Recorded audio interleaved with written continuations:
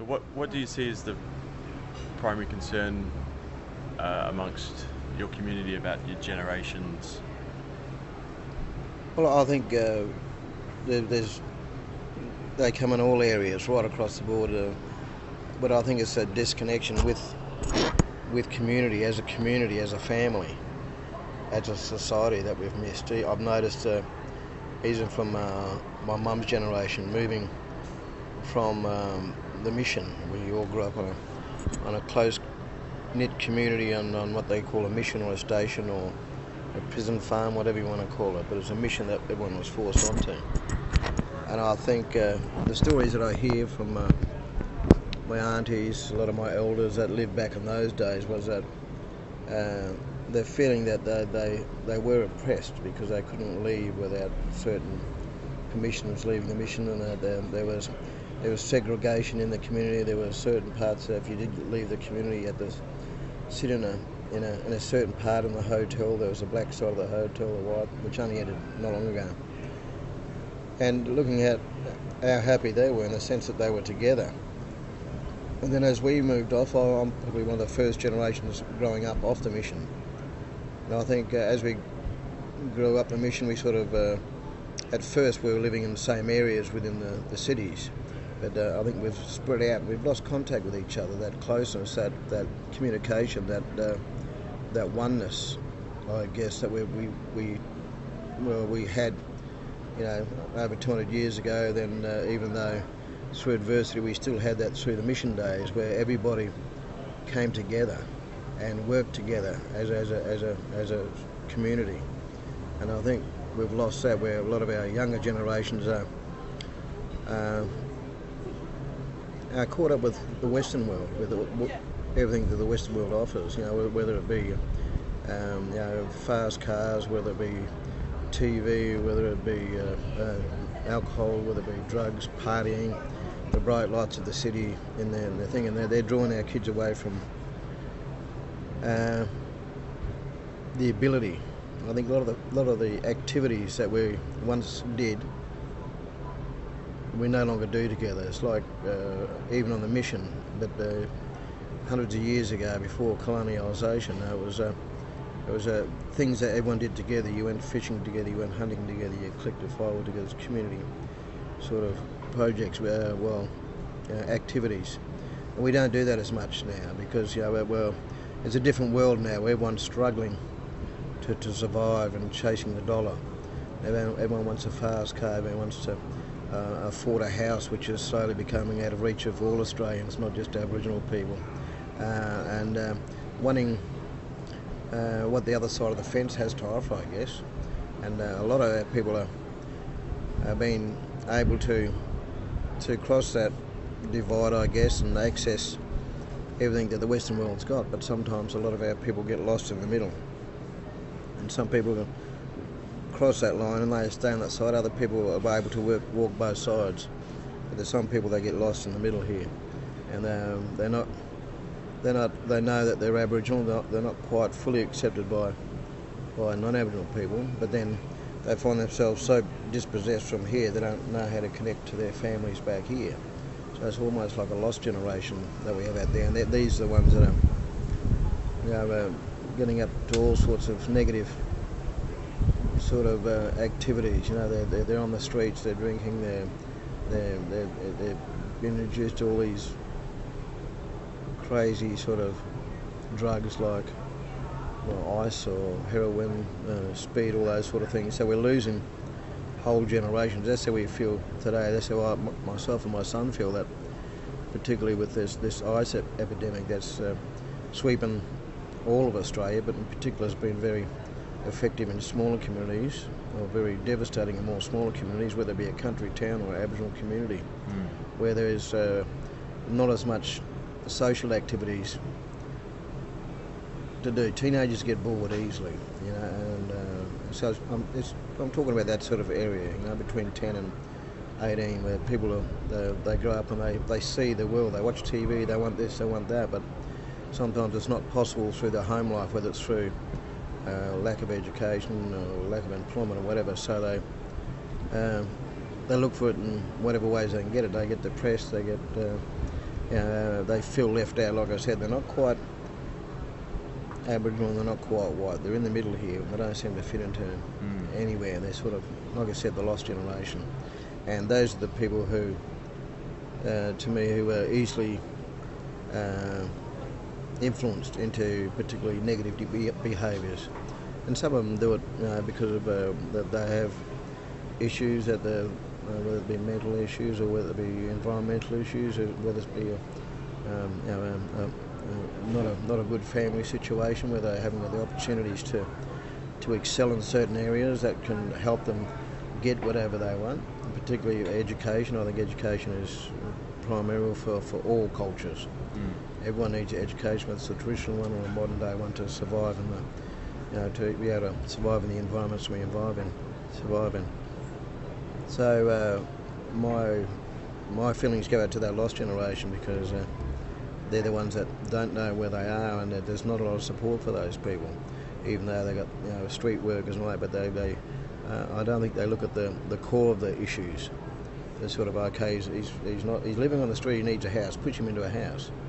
But why is he living on the street in the first place? Why aren't we walk or talking him through that, finding out what the base of that problem is, rather than saying, well, he's got no house and he needs education, send him there and send him to school. But let's work on the issue first. Why is he in that position to begin with? Because as we know, everybody who's living on the street, there's an issue that hasn't been dealt with. No matter what it is, there's problems there, and a lot of time it could be, like I said, generational problems, could be ingrown problems, could be personal issues, or could be family issues, or whatever. But I don't think there's enough focus on society itself. I think society's a bit warped as well, especially the Western sense of community, which is, I know a lot of people in the suburbs here, they're lucky to know their neighbours two doors down. They know their immediate neighbours, but they don't know the two neighbours two doors down. So it's a sort of a very, how would you say? Well, they're not as. It's not like living on a community where everybody knows each other. Whether you talk or not, you always know that's him, and he's related to them. And on a community, everybody knows each other. Everybody. And well, when you live in the big cities, it's like living in a community full of strangers, and every now and again you run into someone you know, but it's not as so, which is sometimes good for some people. Some people don't want to be around their friends' relations all the time, but sometimes people need that, whether they know it or not. If someone needs to see him and say, well, he's not travelling so well. If you're in the community, and people, it's a close community, people will go over and say, hey, you right? How are you travelling? But here it's easy to get lost in a big city. You could be sitting in a house by yourself for 6 months and nobody would notice. And so it's a different society, and I think it's that Western way of saying everyone must help themselves. Don't worry about what it's that mentality. You look after yourself and don't worry about your neighbours. So it's much more of a I must succeed for myself and my family. But it's sort of, and to do that, the way it's set up, you must forget about your neighbours two doors down. You mustn't. You haven't got time to talk to them. You haven't got time to meet them, to socialise with them. It's everyone, you go home 9 to 5 and then work. It's very much I don't know. It's good to have a Western world, but sometimes you feel like you're a slave to the dollar. And people go out and they buy a house. Well, I was talking to a bloke the other day. He was I rave and rant a lot, but this will give you an idea where I'm coming from. But he was a young man. We met him on the beach. We were just about to have a coffee, and we started talking to him. And he said, "Yeah, I'm down here. I'm just opening up my house." He said he did have a job with the mining company, and it was around for a while. So he went out and bought himself a nice big house. Invested in the future for his family. And then all of a sudden, the mining went cold. He lost his job, and he's got this huge house that he can't afford. And so he's had to sell that. And then they actually offered him to go back in the mining, but he disagreed with the principles of mining about the destruction that it causes. He sort of snapped out of it a bit. But he was quite happy to go and get another job. But he'd pinned all his hopes on this mining job, that he'd created this dream, I think, of his for his family to really set up his family for the future, so they wouldn't have the worries that he had. And then all of a sudden, it fell back on him, and then he had his child become sick, and I think it actually brought him back to earth. So he's happy doing a job that he loved doing before anyway, rather than having to do this job that he didn't agree with, but it was a great money. And so he's doing a job that he loves. He's sold that big house, and now he's decided he wants to more or less buy a cheaper house. But what he really wants to do now is to spend a lot more time with his young child and his daughter, and travel a bit, because I realise that's more important than earning big bucks is having the opportunity to share those moments with his family. And I think that's what Western society has lost.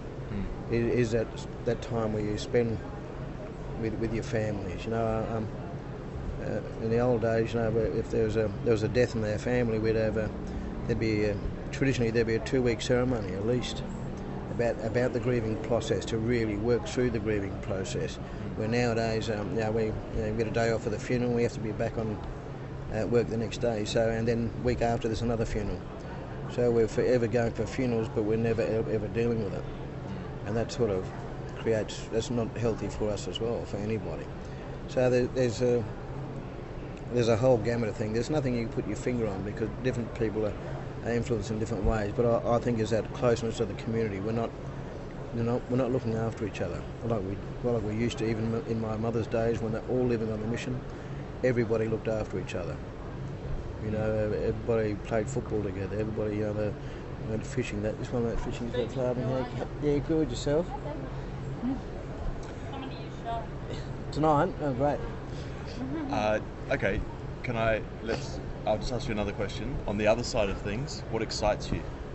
And what excites me is being in projects where I can, when I can get an opportunity myself, or I can see other people getting opportunities. I'm involved with a play at the moment, the Secret River, where there's 4 young Aboriginal lads who, 2 of which have never set foot on the stage before, and they happen to land this role with the Secret River, which is absolutely huge. They've got an opportunity of a lifetime, which really comes around for many people, let alone a couple of young Aboriginal lads, that are 9, 10, that could possibly that are working with great performers, with a great story, even though it's a very tragic story, but a great storyline and a great director. It's an opportunity. Those are the things that excite me, is when I see opportunities open up. And unfortunately, we get it in the theatre and in the arts world.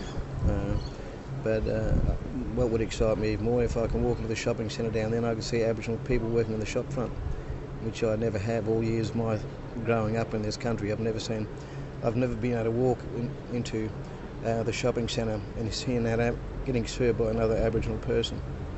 And that's where it really counts. The government policies where they can create government programs that create employment for Aboriginal people for 6-12 months.